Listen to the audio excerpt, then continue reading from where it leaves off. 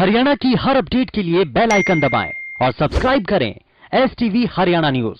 नमस्कार, स्वागत है आपका। मैं हूं नंदिनी मिश्रा। आपके साथ सीधा रुख करेंगे फटाफट हरियाणा का।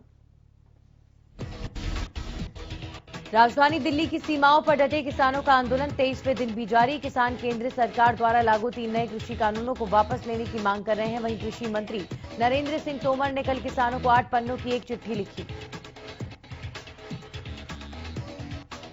इस चिट्ठी में किसान बिल की खूबियां गिनाई गई हैं और साथ ही किसान बिल को लेकर फैलाई गई भ्रांतियां भी बताई गई हैं। पीएम मोदी ने भी किसानों से कृषि मंत्री की चिट्ठी पढ़ने की अपील की है। कृषि मंत्री ने लिखा कि जिन लोगों ने 1962 के युद्ध में देश की विचारधारा का विरोध किया था, वही लोग किसानों को पर्दे के पीछे से गुमराह कर रहे हैं। आज वो फिर से 1962 की भाषा बोल रहे हैं। कृषि मंत्री ने कहा कि सबका साथ, सबका विकास, सबका विश्वास के मंत्र पर चलते हुए प्रधानमंत्री मोदी के नेतृत्व में हमारी सरकार ने बिना भेदभाव सभी का हित करने का प्रयास किया है। पिछले 6 सालों का इतिहास इसका साक्षी है। सरकार और किसानों के बीच कुल 6 दौर की वार्ता भी हो चुकी है, लेकिन ये पूरी तरह बेनतीजा रही। किसान जहां आंदोलन को दिनों दिन तेज करते जा रहे हैं, तो वहीं सरकार की तरफ से भी किसानों को मनाने की कोशिश जारी है। कृषि कानूनों के खिलाफ 3 हफ्ते से जारी आंदोलन के बीच प्रधानमंत्री नरेंद्र मोदी मध्य प्रदेश के किसानों के साथ संवाद करेंगे। आज इसी कार्यक्रम में करीब 2000 पशु और मत्स्य पालकों को किसान क्रेडिट कार्ड भी दिए जाएंगे। इस दौरान 35 लाख किसानों के बीच फसल हानि की भरपाई के मद में 1600 करोड़ रुपए वितरित किए जाएंगे। इस वर्चुअल संवाद के लिए व्यापक व्यवस्था की गई है। राज्य के 23,000 ग्राम पंचायतों में प्रधानमंत्री के संबोधन का सीधा प्रसारण किया जाएगा। पीएम मोदी इस कार्यक्रम में किसानों को नए कृषि कानूनों के फायदे बताएंगे। आंदोलनों के बीच सरकार अलग अलग राज्यों के किसान संगठनों को साधने में जुटी है। इस क्रम में बुधवार को केंद्रीय मंत्रिमंडल ने 5 करोड़ गन्ना किसानों को सब्सिडी देने और पुरानी सब्सिडी का 1 हफ्ते के अंदर भुगतान करने की घोषणा की थी।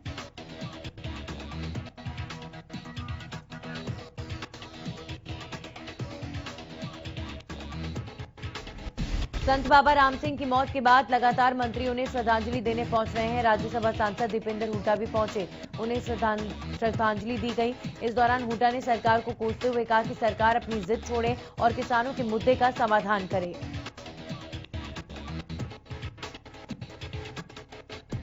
उन्होंने कहा कि सरकार को किसानों के संयम का और इम्तिहान नहीं लेना चाहिए। वहीं दीपेंद्र हुड्डा का कहना है कि इस समय सांसद और बीजेपी नेता SYL की बात करके किसानों के मुद्दों को भटका रहे हैं। सरकार के मंत्री और सांसद पहले SYL की बात नहीं कर रहे थे, लेकिन अब कृषि कानूनों के मुद्दे को भटकाने के लिए अब SYL की बात की जा रही है। कांग्रेस प्रदेश अध्यक्ष कुमारी शैलजा ने गांव सिंगड़ा नानकसर गुरुद्वारा साहिब पहुंचकर संत बाबा राम सिंह जी के अंतिम दर्शन किए और उन्हें श्रद्धांजलि दी। इस दौरान मीडिया से बातचीत करते हुए शैलजा ने कहा कि सरकार को जिद छोड़कर किसानों की बात माननी चाहिए।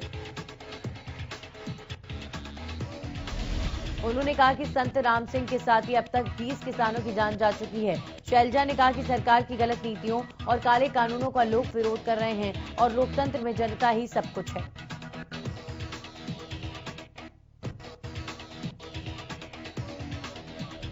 शैलजा ने कहा कि संत राम सिंह जी ने हमेशा मानवता का संदेश दिया। उन्होंने किसानों के दर्द दुख को अपना समझा और अपनी शहादत दी है। शैलजा ने कहा कि सरकार को अब हट छोड़कर नए कृषि कानून वापस लेने चाहिए।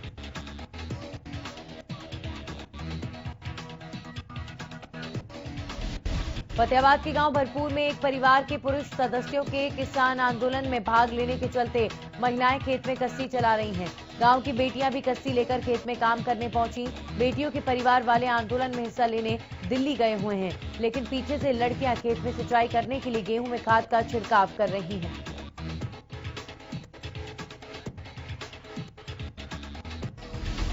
किसानों की बेटियां ठंड में कस्सी लेकर खेत में डटी हुई हैं। खेत में काम कर रही किसानों की बेटियां अनु और बीना रानी का कहना है कि उनके पिता और भाई आंदोलन में गए हुए हैं, इसलिए हम खेत में आकर काम कर रहे हैं ताकि फसल देखरेख के अभाव में खराब ना हो। उन्होंने कहा कि मेहनत करके परिवार अन्न उगाता है, इसलिए बाजुओं में पूरी ताकत है।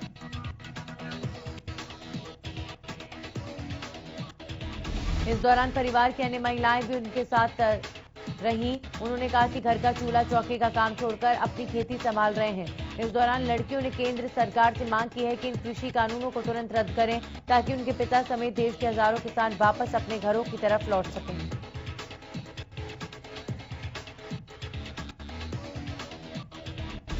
दुष्यंत चौटाला के हल्के उचाना के गांव पालवा में किसानों ने राजनेताओं की नो एंट्री के पोस्टर लगाए। गांव के अंदर किसानों ने साफ साफ लिख दिया है कि उन्हें नेताओं की भाषणबाजी मंजूर नहीं। साथ ही उन्होंने सरकार के खिलाफ नारेबाजी भी की है।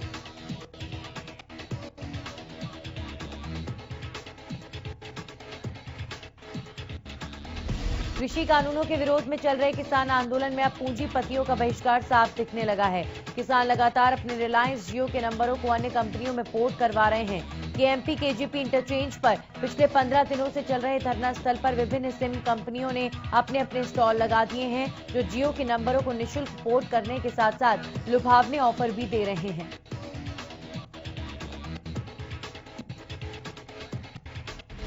धरना स्थल पर अब तक करीब 400 किसानों ने नंबरों को पोर्ट करवाया। आपको बता दें कि बीते 3 दिसंबर से राष्ट्रीय राजमार्ग पर केएमपी केजीपी इंटरचेंज के पास बुंदेलखंड मध्य प्रदेश का किसानों का धरना चल रहा है। दिन बीतने के साथ साथ किसानों का आंदोलन तेजी पकड़ता जा रहा है।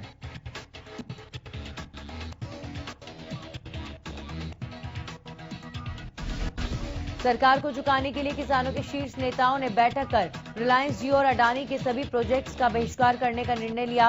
इसका असर पलवल में चल रहे धरने से साफ दिख रहा है। किसानों का कहना है कि अगर सरकार ने किसानों की मांगें जल्द पूरी नहीं की तो अंबानी और अडानी के सभी उत्पादों का विरोध किया जाएगा।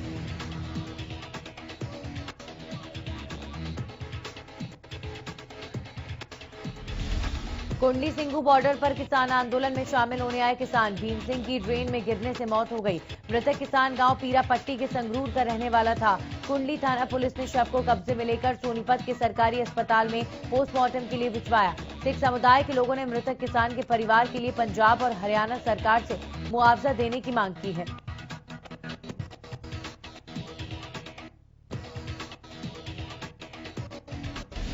ठंड के बीच दिल्ली बॉर्डर पर किसान लगातार 3 कृषि कानूनों को वापस करवाने की मांग को लेकर 23 दिनों से सरकार के खिलाफ आंदोलन कर रहे हैं। दिल्ली बॉर्डर पर प्रदर्शन कर रहे किसानों को बहुत से संगठनों का समर्थन मिल रहा है।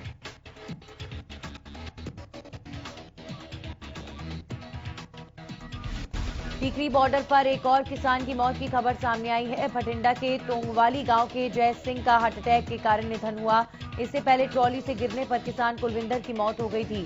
किसान की मौत के बाद किसानों ने मंच से मृतक किसान को श्रद्धांजलि अर्पित की।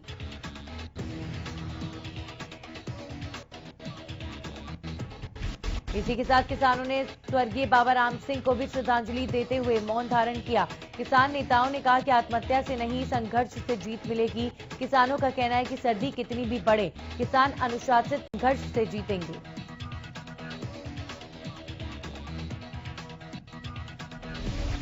कांग्रेस प्रदेश अध्यक्ष कुमारी शैलजा ने हरियाणा सरकार को पत्र लिखा। पत्र में शैलजा ने सरकार से अपील की है कि कालका, पिंजौर और पंचकुला के 212 गांवों से धारा 7A फौरन हटाई जाए। कुमारी शैलजा ने कहा कि इसके चलते यहां आकर ना कोई जमीन खरीद सकता है, ना बेच सकता है और ना कोई रजिस्ट्री कर सकता है।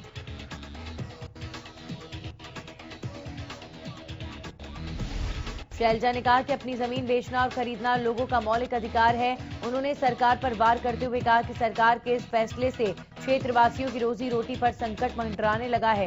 अगर इस धारा को रद्द नहीं किया गया तो छोटे कारोबारियों का धंधा चौपट हो जाएगा और बड़ी संख्या में लोगों का रोजगार खत्म हो जाएगा।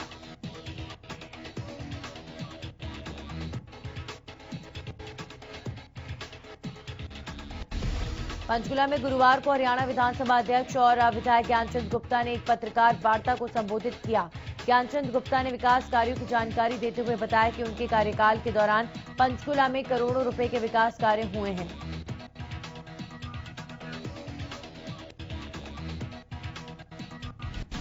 कांग्रेस प्रदेश अध्यक्ष कुमारी शैलजा पर निशाना साधते हुए उन्होंने कहा कि कांग्रेस के प्रदेश अध्यक्ष विकास कार्य करने के जो दावे कर रही हैं वो कार्य उनके नहीं बल्कि बीजेपी के कार्यकाल में हुए हैं।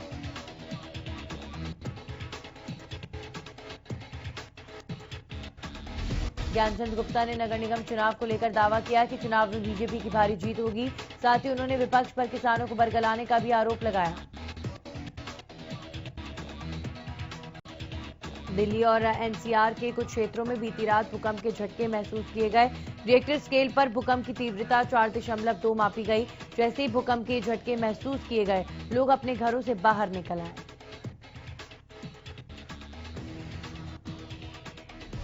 बताया जा रहा है कि भूकंप का केंद्र राजस्थान के अलवर में था, जिसके झटके दिल्ली एनसीआर तक महसूस किए गए। आपको बता दें कि इससे पहले 2 दिसंबर को तड़के दिल्ली एनसीआर में हल्के भूकंप के झटके महसूस किए गए थे। भूकंप की तीव्रता रिएक्टर स्केल पर 2.7 थी। गाजियाबाद में भूकंप का केंद्र था। इस साल दिल्ली एनसीआर में कई बार भूकंप के झटके महसूस किए गए हैं। अप्रैल के बाद दिल्ली एनसीआर में इस बार 15 से ज्यादा बार भूकंप के झटके महसूस किए गए। प्रदेश के कई जिलों में कड़ाके की सर्दी ने लोगों को ठिठुरने पर मजबूर कर दिया है। कपा देने वाली ठंड के साथ कोहरे का भी कहर देखने को मिल रहा है। विजिबिलिटी कम होने के कारण वाहन चालकों को काफी परेशानी का सामना करना पड़ रहा है। प्रदेश में कोरोना के आंकड़े लगातार कम हो रहे हैं। पिछले 24 घंटे में 714 नए मरीजों की पुष्टि की गई। गुरुग्राम में 108 और फरीदाबाद में 165 नए केसेस सामने आए। वहीं रोहतक में 37 और पानीपत में 35 नए मामले सामने आए। प्रदेश में 24 घंटे में 17 मरीजों की मौत के मामले सामने आए। इसी के साथ अब तक कुल 2782 कोरोना मरीजों की मौत हो चुकी है। हरियाणा में अब तक कुल 2,55,728 केसेस सामने आ चुके हैं। वहीं एक दिन में 1257 मरीजों ने कोरोना को मात दी है। कैथल में अस्पताल प्रशासन की उदासीनता के चलते कोरोना एडवाइजरी की सरेआम धज्जियां उड़ाई जा रही हैं। अस्पताल में आ रहे मरीजों और उनके परिजनों ने ना तो सोशल डिस्टेंसिंग का ख्याल रखा है और ना ही रोगियों द्वारा मास्क पहना गया है।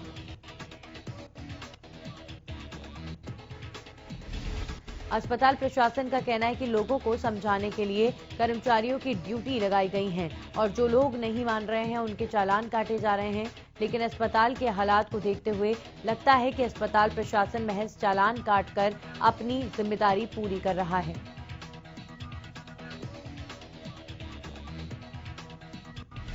टूरिज्म कॉर्पोरेशन के चेयरमैन रणधीर गोलन ने अपनी नाराजगी जाहिर की है। उन्होंने कहा कि टूरिज्म मंत्री कंवरपाल गुर्जर उनके फैसले नहीं मानते। टूरिज्म कॉर्पोरेशन के चेयरमैन रणधीर गोलन ने कहा कि ये मामला सीएम मनोहर लाल के संज्ञान में है।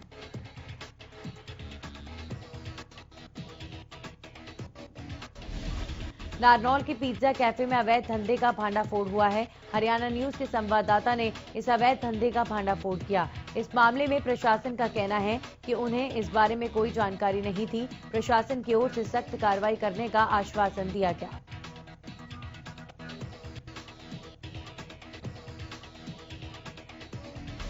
फरीदाबाद में बिजली कर्मचारियों की लंबित पड़ी समस्याओं के मुद्दे पर अधीक्षक अभियंता नरेश कुमार कक्कड़ को 30 सूत्रीय मांग पत्र सौंपी गई। साथ ही जल्द से जल्द समाधान कराने की मांग की गई। दरअसल सर्कल वर्क्स कमेटी द्वारा सौंपे गए 30 सूत्रीय मांग पत्र में कर्मचारियों की लंबित पड़ी समस्याओं के बारे में सर्कल सचिव संतराम लांबा को अवगत कराया गया है।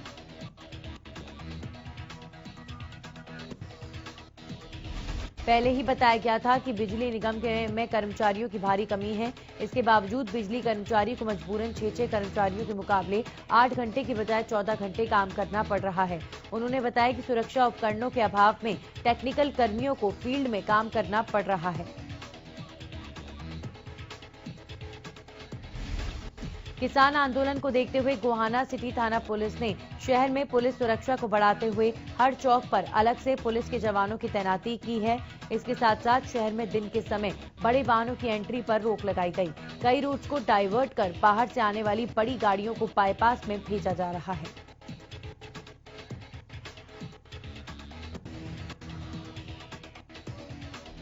गोहाना सिटी थाना के एसएचओ महिपाल सिंह ने बताया, किसानों के आंदोलन को देखते हुए गोहाना में भी पुलिस सुरक्षा को बढ़ाया गया है। इसके अलावा शहर में अवैध पार्किंग और गलत तरीके से वाहन खड़ा करने पर वाहनों के चालान भी किए जा रहे हैं।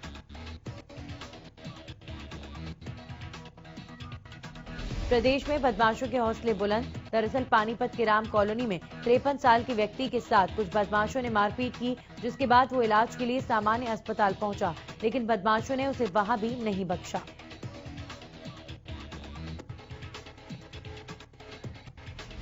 दरअसल अस्पताल में पहुंचकर बदमाशों ने शख्स के साथ फिर से लाठी डंडों से मारपीट की। व्यक्ति बुरी तरह से घायल हो गए। फिलहाल परिजन घायल व्यक्ति का एक निजी अस्पताल में इलाज करा रहे हैं और पुलिस मामले की जांच कर रही है।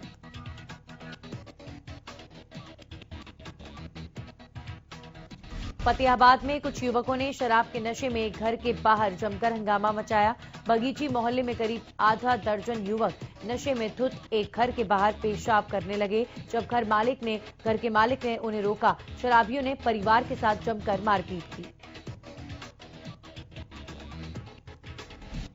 इस दौरान पथराव की तस्वीरें भी सीसीटीवी में कैद हो गईं। पीड़ित परिवार ने पुलिस को मामले की शिकायत दी। मौके पर पहुंची पुलिस ने मामला दर्ज कर सीसीटीवी की मदद से युवकों की तलाश शुरू कर दी। पहाड़ों में बर्फबारी और मैदानी क्षेत्र में बारिश के बाद ठंड बढ़ गई है। पानीपत में कड़कड़ाती ठंड में लोग संजय चौक के साथ साथ जीटी रोड के किनारे अलाव का सहारा लेते दिखाई दिए। रोड के किनारे बैठे लोगों का कहना है पुल के नीचे सोने से उनका सामान चोरी हो जाता है।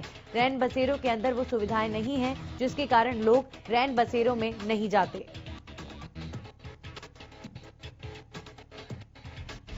गुरुग्राम में ठंड ने दस्तक दे दी है। तेज हवा के साथ कोहरे ने लोगों को कंपाना शुरू कर दिया है। तेज हवाओं के साथ गुरुग्राम में पारा तेजी से लुढ़का।